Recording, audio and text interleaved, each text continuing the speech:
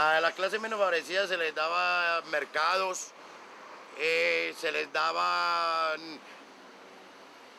droga, se les prestaban servicios médicos, se les prestaban servicios, bueno, una infinidad de servicios que la comunidad del Quindío pues recibió y que se benefició de él. In Quindío, Carlos Leder not only presented himself as a businessman, he also made himself known as a benefactor, giving ambulances, fire trucks, and money in cash to various organizations and many poor people of the region who turned to him because of the lack of sources of employment. There was even the case of a small town called Salento, where they made an attempt to strike because the mayor didn't want to accept Leder's gift of a fire truck. And, as expected, soon many interested people started to surround him. Le robaron, casi el 90% de la gente que trabajó con él le robaba. En todo el aspecto, en todo. El caso, por ejemplo, curiosísimo de él mandar a hacer una jaula especial para tener unos cóndores. Resultó de que no fueron ningunos cóndores lo que le vendieron a Carlos, sino un par de reyes de los gallinazos. Después mucha la gente que llegó, pasó por allá, cogió algo de dinero, prometió muchas cosas y se fue. ¿Y él no se daba cuenta? Se daba cuenta en algunas cosas, en otras, y cuando se daba cuenta se hacía el huevón. Y en sus reuniones privadas decía, vea este falso, cómo quiere, pero sabe que como él quiere que yo le dé plata, démosle plata. But as his lifestyle, his money and generosity brought him all kind of admirers, the name of Carlos Leder soon would attract something worse than just simple opportunists.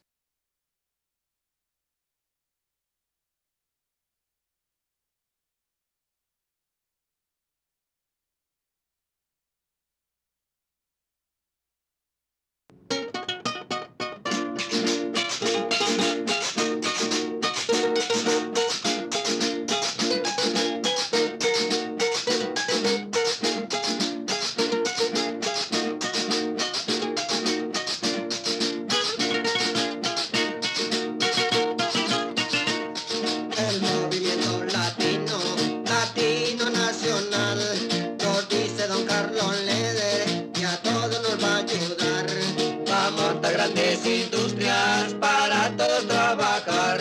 Dicen los politiqueros que no lo van a dejar. ¡Uy! Lo dejan porque lo dejan. Claro, ahí vamos con el bailante mismo.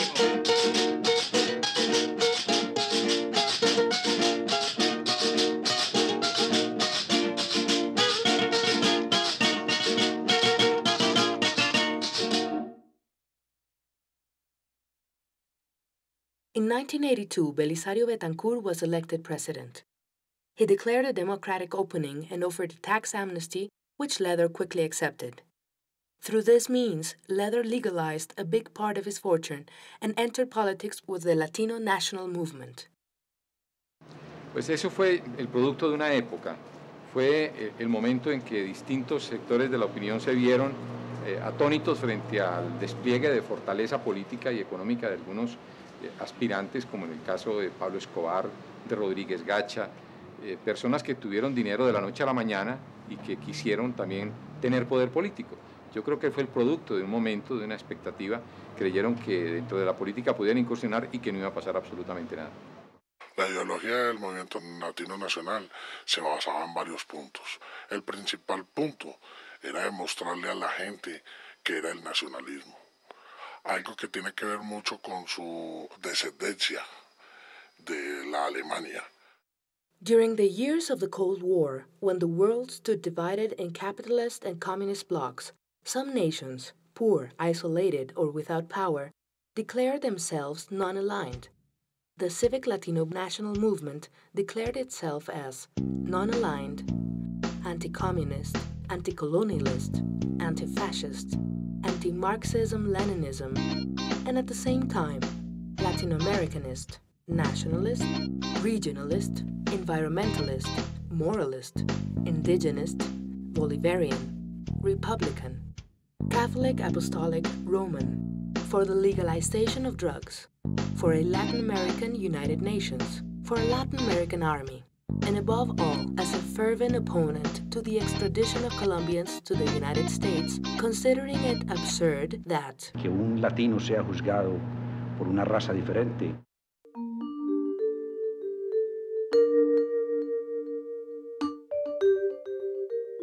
ever since he had been imprisoned in Danbury, Leather always had one fear: extradition to the United States. In 1979, when an extradition treaty was signed with the United States, many people raised their voices in protest. That was a time in which very few nations allowed the extradition of their nationals, and this issue always constituted a constant threat for the new emerging class dedicated to the business of smuggling drugs.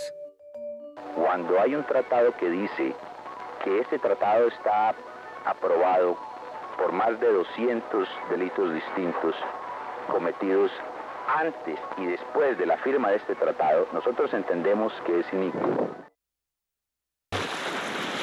On the island of Norman's Cay, apart from Leather and his associates, lived a marijuana smuggler called Ed Ward, a former Sears salesman who was investigated by the DEA, and in the course of this investigation, they came to know about a certain Carlos Leather Rivas, Colombian, age 28, deported from the United States in 1975. So, since 1979, evidence against him started to be collected, and at the end of 1981, District Attorney Robert Merkel traveled to Bogota to present the accusations to the Supreme Court of Justice and make a proclamation about the possibility of extraditing him. However, soon Belisario Betancourt would be elected president of Colombia, who Leather said he admired for coming from a small town in the region, declaring Colombia a non-aligned country, and, above all, for opposing the extradition of Colombians to the United States.